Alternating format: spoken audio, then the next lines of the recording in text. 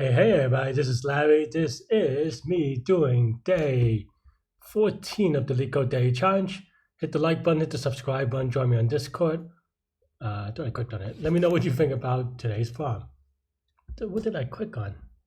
Also, as you can see, my internet is very slow. I don't even know what happened, but yeah, clicking and clicking and clicking. Anyway, so as you can see, I'm still in Greece.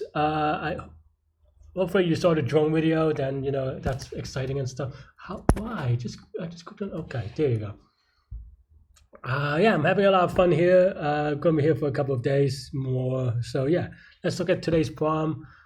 Oh, before that, if you enjoyed that, follow my Instagram. The handle is down there. It's Larry somewhere. You can find the link on the description. Yeah, try to support if you like, especially with like pretty pictures and travel and stuff like that. It would be I would be you know it's kind of like an ad, but it's also like I'm I'm upselling you from this thing that doesn't make money, Leetcode, to another thing that I also don't make money from. Instagram is just a hobby of mine, so it feels just traveling and stuff. Anyway, okay, let's take a look at today's problem. 1799, maximum score after n operation. So you're given nums and array of positive integers 2 times n. You must perform n operation in this way. Choose two number x and y. Receive a score of I times, what's I? Oh, the ith operation. Remove x and y. Okay. Okay. So basically, you have to pair 2 times n, and the first thing I'm going to do is just look at, oh, okay, well, that just makes it dumb. Okay. I was like trying to think about, I don't know, different properties of GCD or things, just thinking about it. But given that n is less than 7 or 14, I suppose, or the length is up to 14, and this, the way that you want to do this is with bitwise bit masks is what I'm trying to say. Sorry. Yeah, I try to use bit masks. And the idea behind bit mask, I'm going to do a very brief overview. I am still in Greece time and haven't slept well, to be honest. So I'm a little bit tired, and I'm trying to do the virtual contest after this. So yeah. But basically, the idea behind a bit map is that, okay, so the thing that you're trying to cache is an array. An array of, in this case, 14 elements, right? Or up to 14 anyway. So it could be false, true, true. And basically the idea is that you have this used array, say, like keeping track of the numbers that we've used. So, it looks something like this, right? And so the idea of a bit mask is that instead of using this, we convert this into a numbers array, say. So false is equal to 0, true is equal to 1, and then you have something like this, right? And then the next step from that is converting this number. We're like, oh, it's zeros and ones, so it's just a binary number, right? So then now you just convert this to, let's just say this is 1, 2, 4, 8, 16, 32. So then this is just, of course, a binary number thing of 2 plus 8 plus 16, right? So that's basically the idea behind a bit mask. I'm not going to get it, and every other operation that we're going to do with bit mask is just about flipping. Excuse me. I'm not going to do too deeply, but it's just about changing this from false to true, or true to false, or checking that the element is false or true or whatever. So that's basically bit mask. I know it's very short, and maybe you need to learn a little bit more if you haven't done it before, but at a high level concept, like if you wanted to really learn it, that's really all that's that's all that it does. It's a fancy way of doing this because it's just more memory efficient, but that's pretty much it. Okay, so then now we can do, I don't know, I call it calculate because I'm lazy. So we have a bit mask of the numbers that we've seen, and then kind of I, right? I being the I thing that they tell you, right? There's a little bit of a weirdness here that I'll go into in a second, but yeah. Yeah, hopefully I do remember it. But yeah, but basically now, all we have to do is take any two numbers and just, just take any two numbers and then see if we need to do it, right? So basically the idea is that for kind of what we want to do is write x in nums, but we just want to get the index of it. So maybe I call it xi for x index in range of n, for yi in range of n. Here, because of symmetry reasons, we can actually start from xi plus 1, right? Because GCD of xy is equal to GCD of y and x, right? So that's basically the idea. Yeah, that's basically the idea. And then the score. So let's just say we have a best score right for now, and then the best score is just equal to the max. And this is standard dynamic programming or recursive things or greedy things in general, which is that now that we know that this is best, it calculate. Oh wait, I kind of skipped a few steps. So we have to make sure that xi is not used. So the way that we did that is this. If this is equal to 0, then we can use it, right? As we said, this is basically equivalent to saying if used of xi or if not used of xi, something like this, right? If you want to use array notations. Same thing, but with xy. Oops.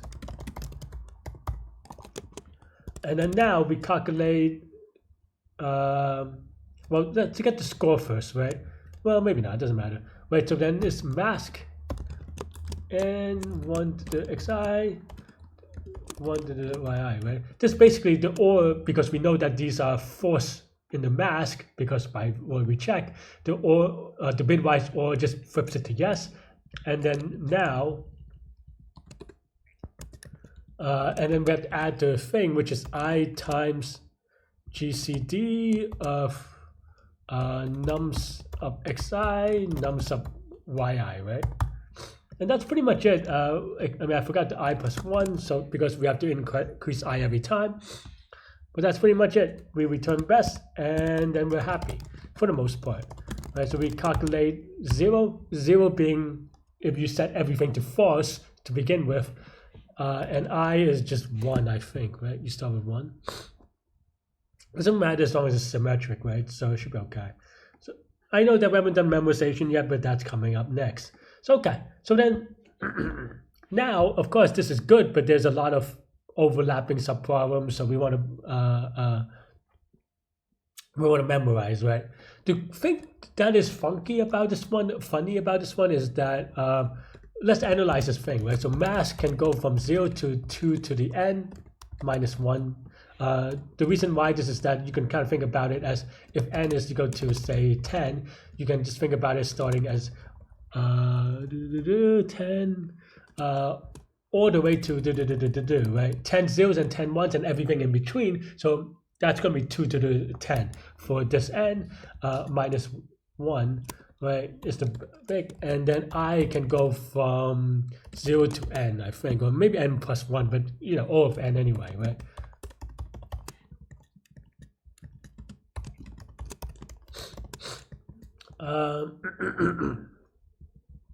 But the thing, so you may be very tempted to say, and this takes n squared inside. So and each core, each input takes O of n squared, roughly speaking. So then you may be tempted to say, oh, then this is just, we have O of n times 2 to the n inputs. So total is O of n cubed times 2 to the n, right? But one thing that you should notice is that I is a totally dependent variable on mask, right? What do I mean by that?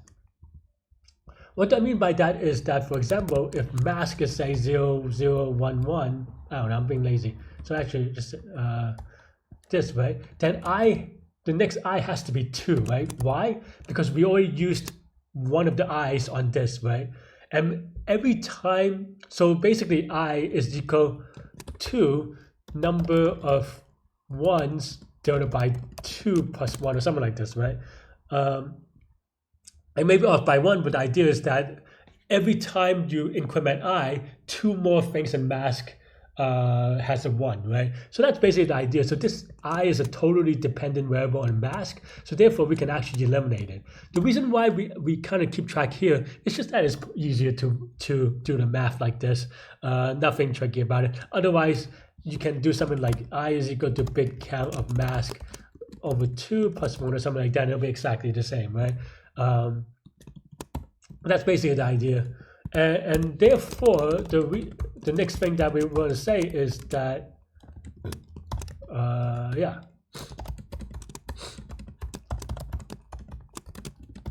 The reason why we say this is that now we can say if it has cache of mask, then we return mask, right? And you notice that we do not even need to use I in this at all. So that's basically the idea. And now we can run it again with the caching. Did I mess up the caching?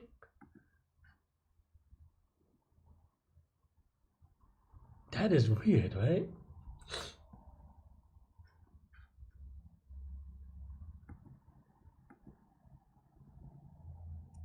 Oh, why that's just a silly typo. I was like, you can't really mess up that caching, right? Well, except for if you have to do typos, right? So okay, so yeah, looks good. Let's go submit. Hopefully I don't have any silly other mistakes. And yeah, looks good. And yeah, 1139-day streak. And that's all I have with this one. Let me know what you think. Yeah, and the complexity is actually going to be n squared times 2 to the n time and O of 2 to the n space, 2 to the n space. Cool. That's all I have with this one. Let me know what you think. And yeah, stay good, stay healthy, to good mental health. I'll see y'all later. Take care. Bye bye.